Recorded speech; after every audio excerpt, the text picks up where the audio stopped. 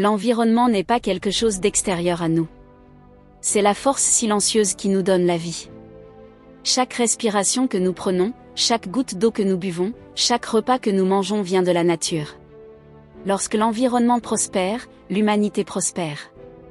Lorsqu'il souffre, nous souffrons aussi. Un air pur maintient nos poumons en bonne santé et nous donne de l'énergie. Une eau propre maintient nos corps forts et en vie.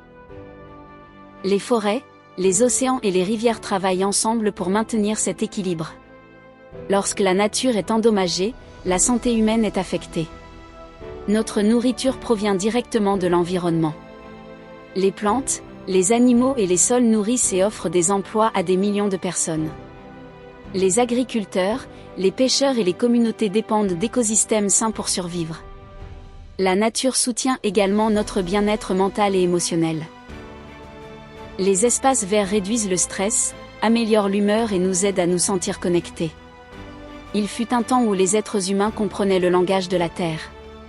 Ils ne l'appelaient pas « l'environnement ». Ils l'appelaient leur maison. Dans un petit village entouré d'arbres et de rivières vivantes, les gens vivaient en harmonie avec la nature. Chaque matin commençait par de la gratitude pour l'air pur, pour les sols fertiles, pour l'eau qui ne cessait jamais de donner. Ils plantaient des arbres non pas pour le profit, mais pour leurs enfants. Ils protégeaient les rivières non par la loi, mais par l'amour. Un vieux fermier disait un jour : « Si tu prends soin de la terre, elle prendra soin de toi. » Et elle le fit. Les champs étaient verts, les récoltes abondantes, et la communauté était forte. La nature récompensait le respect par la vie. Mais le temps passa. Les villes grandirent. Les machines remplacèrent les mains. Les arbres tombèrent plus vite qu'ils ne pouvaient pousser. La rivière qui chantait autrefois devint silencieuse. Et lentement, les êtres humains commencèrent à souffrir non pas parce que la nature les avait abandonnés, mais parce qu'ils l'avaient oubliée. Puis vinrent ceux qui choisirent un chemin différent.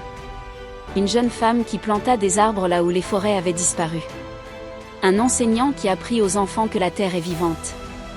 Une famille qui choisit de protéger l'eau plutôt que de la gaspiller. Leurs actions étaient modestes, mais leur impact fut immense.